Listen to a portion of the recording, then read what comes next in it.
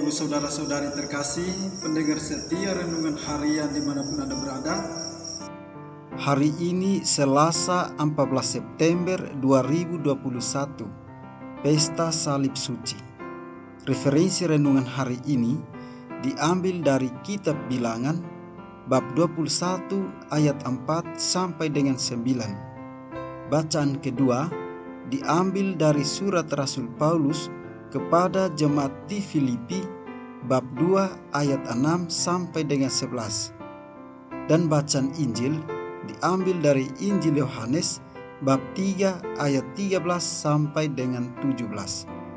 Saudara-saudari terkasih, hari ini gereja merayakan pesta salib suci. Berbicara tentang salib, tentu tidak bisa dilepaskan dari Yesus Kristus yang disalibkan untuk menebus dosa-dosa kita. Yesus mengalami beratnya hukuman salib itu bukan karena ia mempunyai kesalahan, tetapi karena cintanya yang paling radikal untuk kita, sehingga ia rela menanggung kesalahan dan dosa kita. Salib menjadi suci karena di atas salib itu tergantung Yesus, pribadi yang suci, yang rela mengorbankan jiwa dan raganya untuk keselamatan kita. Peristiwa salib itu juga membuat kita percaya bahwa ia benar-benar wafat, tetapi kemudian bangkit pada hari ketiga. Ia telah mampu mengalahkan maut, dan maut tidak lagi berkuasa atas dia dan atas orang-orang yang percaya kepadanya. Saudara-saudari terkasih, bacaan hari ini memberikan makna tanda salib Yesus Kristus dalam kehidupan kita. Yesus merupakan tanda ilahi, di mana Allah menganugerahkan keselamatan kepada manusia. Dalam kitab Keluaran, kita dapat melihat buah atau sarana keselamatan Allah kepada bangsa Israel melalui ular tembaga yang ditaruh di tiang, sehingga bangsa Israel yang dipagut oleh ular tedung dapat memperoleh keselamatan. Saudara-saudari terkasih, kini buah keselamatan Allah kepada manusia bukan sebatas objek mati, melainkan person yang hidup, pribadi yang ada dan tinggal bersama-sama dengan kita, yakni Yesus Kristus.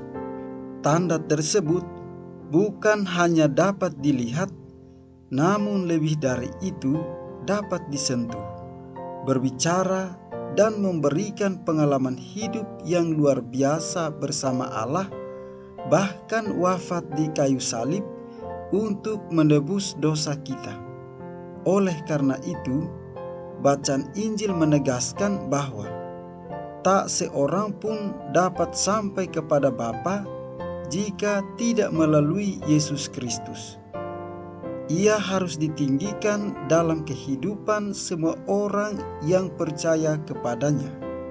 Saudara-saudari terkasih, pesta ini mengundang kita untuk juga mengerti dan mengamini bahwa peristiwa Yesus yang sengsara, wafat, dan bangkit mengubah secara total arti salib dari penderitaan atau penghinaan menjadi sumber keselamatan dan kemuliaan bagi manusia yang percaya. Salib sebagai kayu yang kasar sudah menjadi altar keselamatan bagi kita. In cruce salus. Sebab dengan salib sucimu ya Tuhan, Engkau telah menguduskan dunia. Ketaatan Yesus untuk memikul salib membuahkan penebusan berlimpah bagi kita semua.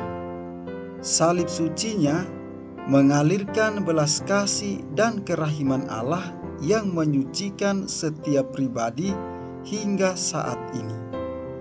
Saudara-saudari terkasih, salib merupakan tanda suci yang menyembuhkan bahkan menyelamatkan kita semua, sehingga kita memperoleh keselamatan Allah.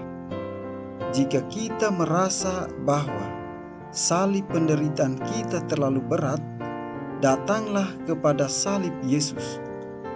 Hanya Dialah yang mampu memberikan kelegaan kepada kita, sehingga seberat apapun salib kehidupan, kita mampu memikulnya dan terus mengikuti Yesus. Salib merupakan tanda kekuatan Allah yang begitu mengasihi manusia. Oleh karena itu, Yesus yang tergantung di kayu salib bukan hanya sebatas gestur tubuh, melainkan harus menjadi tanda kasih yang harus hidup di dalam batin, sehingga kita mampu untuk mengasihi dan mengampuni sesama kita, seperti halnya Yesus yang mengampuni dan mengasihi kita dengan memberikan dirinya sendiri. Saudara-saudari terkasih, kita juga terus-menerus diundang untuk belajar memikul salib dan mengikutinya dari dekat sebagai jalan kerendahan hati. Dari salib itulah kita dapat ikut serta mewartakan belas kasih Allah, kerahiman Allah kepada sesama, terutama mereka yang berkekurangan, yang sakit, dan yang menderita. Di akhir renungan ini, marilah kita mohon berkat dari Tuhan. Kiranya Tuhan senantiasa melimpahkan berkat-Nya untuk kita sekalian.